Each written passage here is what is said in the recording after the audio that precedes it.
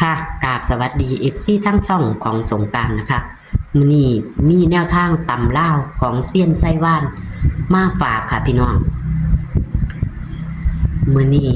เซียนไส้ว่านเพิ่นมีฮอดเลขลางของทางอุบลพะนะพี่น้องเพราะว่ามันเป็นเลขมันบ่แม่นตัวเดียวกันเนาะทางอุบลเนาะเพิ่นก็เลยมีมาฝากเพิ่นว่าลางทางอุบลบ่ค่อยพลาดพี่น้อง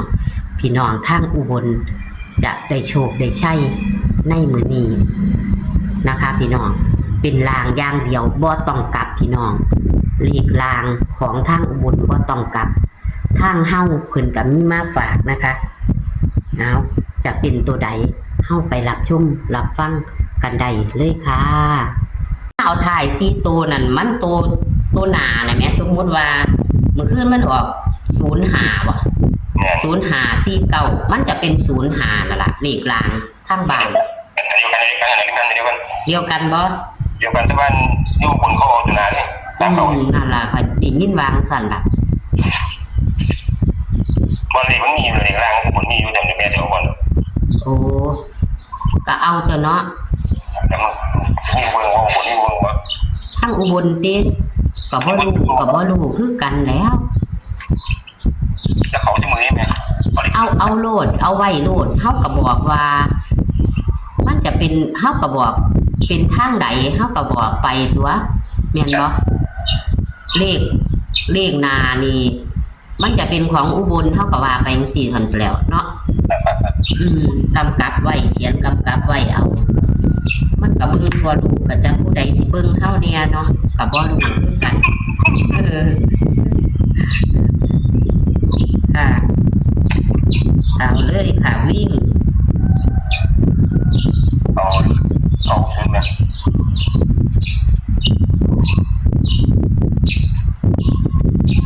9 กับ 0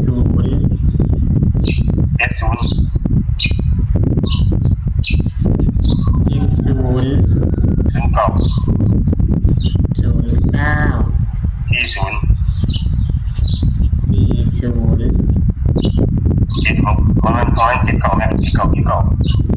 จ้าเอาดีๆไปใครทั้งเขียนผิดก็ดีคือกันล่ะว่า79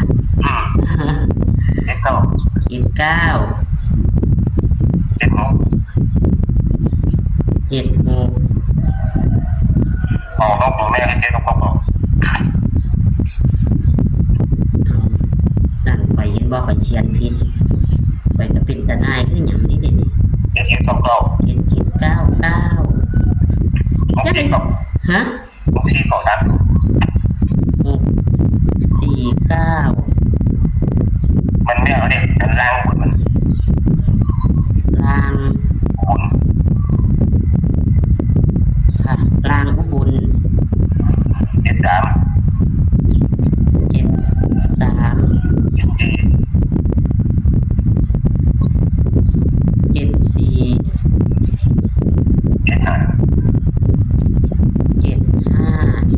ด้านกูเห็นไหมค่ะ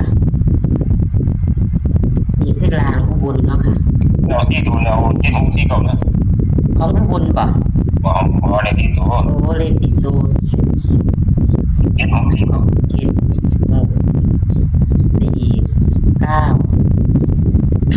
บ่ได้แม่บ่แล้ว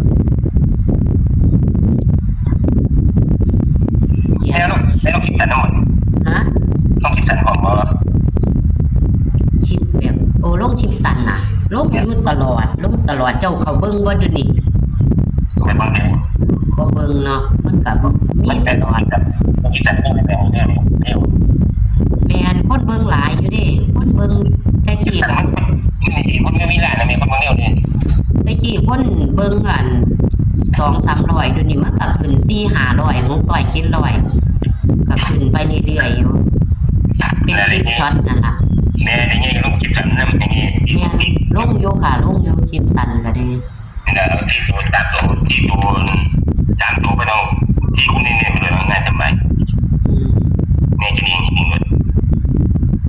ค่ะตัวใดนิ่นค่ะอันของอันเจ้าของลาวนี่จับคู่อันเลขอัน2ตัวนี่ซึ่งก่อนแล้วแม่ซึ่งก่อนก็เป็นซึ่งก่อน27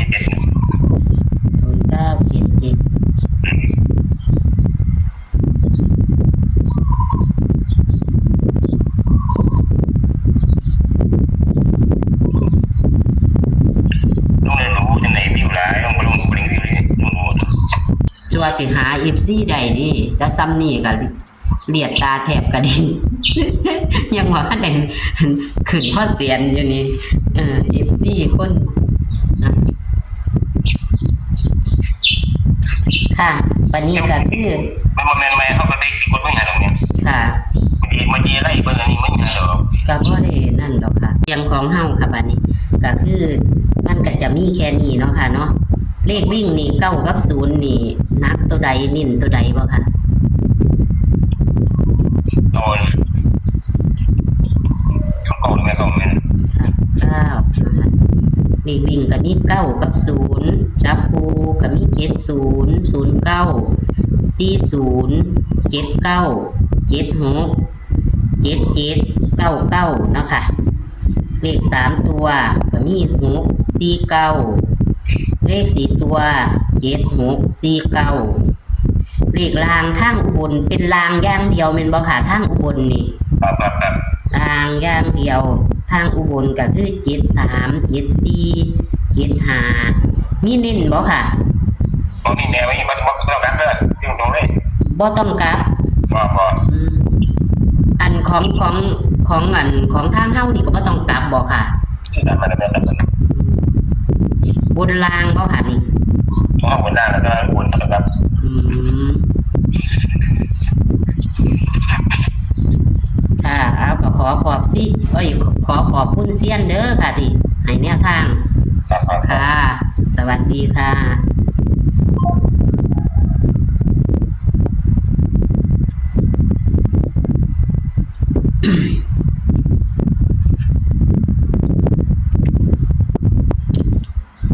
ค่ะพี่น้อง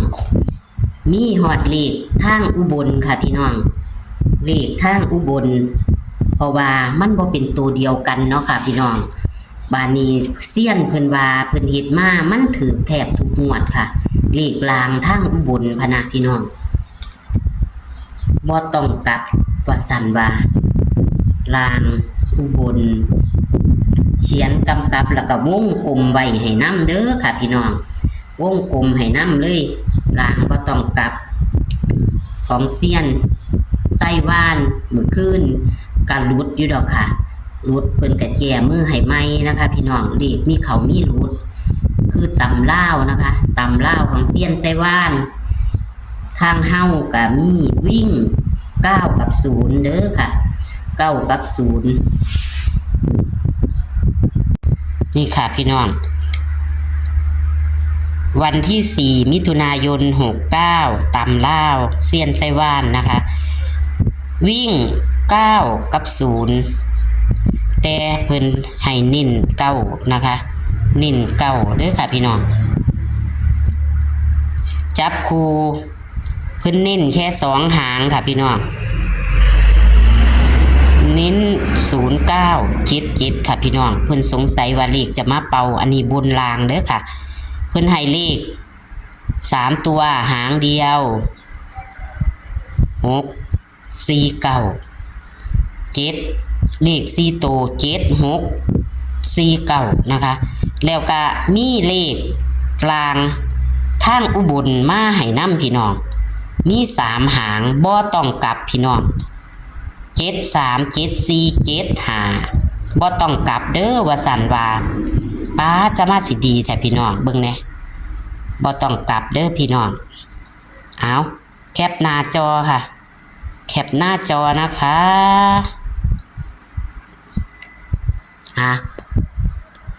ขอให้โชคให้มานกับเซียนไต้หวันต่ำลาววันที่4มิถุนายน69ขอคนละไลค์คนละแชร์มักชอบกับกดไลค์ใช่กับกดแชร์พี่น้องเป็นกำลังใจให้เซียน